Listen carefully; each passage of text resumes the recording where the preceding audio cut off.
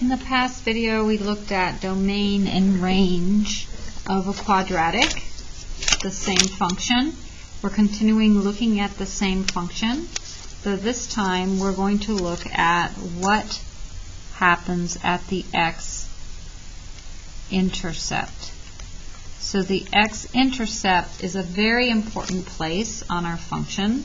So if we open up and we look at where our x-intercept is, there's an x-intercept right here and another one right here.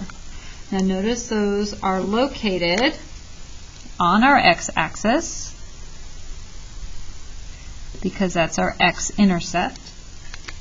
So if we look at this value here, that's where x equals -2, and that's where x equals 4. If we were to write those as points, that's where x is -2, y is 0, and here, this is where x is 4, and y is also 0. The x-axis happens to be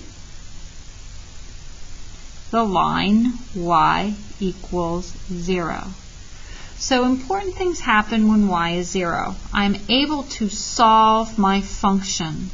So I have my function here. Notice I have x squared and I have an x.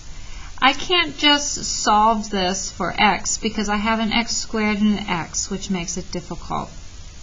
So that means that if I were to change this to a 0, I could solve it. So before I get ahead of myself, f of x is the same thing as y. So I could rewrite my function in terms of y rather than f at x. So there's just a whole lot of concepts going on here that are going to help us with our functions. So first of all, my x-intercept is on the x-axis where y equals 0. So we're going to learn some things that all mean the same. My x-intercept, whenever I see x-intercept, it's some value of x where y is 0. And we saw that here. Some value of x where y is 0. Some value of x where y is 0. These are x-intercepts because y is 0. So x-intercept and x, 0 as a coordinate mean the same thing. The other thing that we note is that right here y is always 0. So this is a nickname we call the zeros. So what we're looking at is the zeros of the function. That is because y is always 0 at the zeros.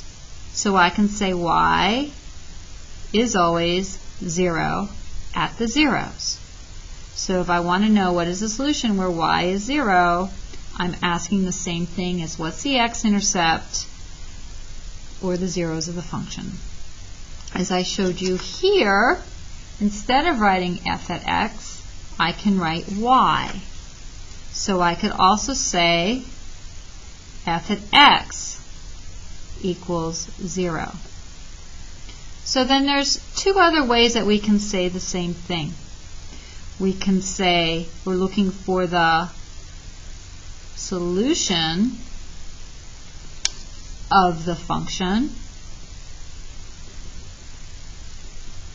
Kind of run out of room. And another word for 0 is also roots. So all these things are synonyms. They all mean the same.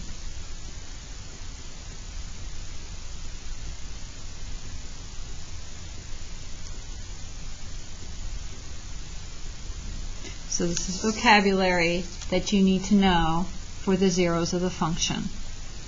And the last thing I just want to point out here is you have to remember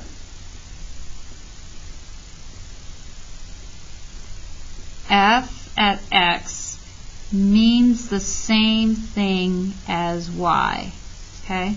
So I can use these interchangeably. They mean the same thing.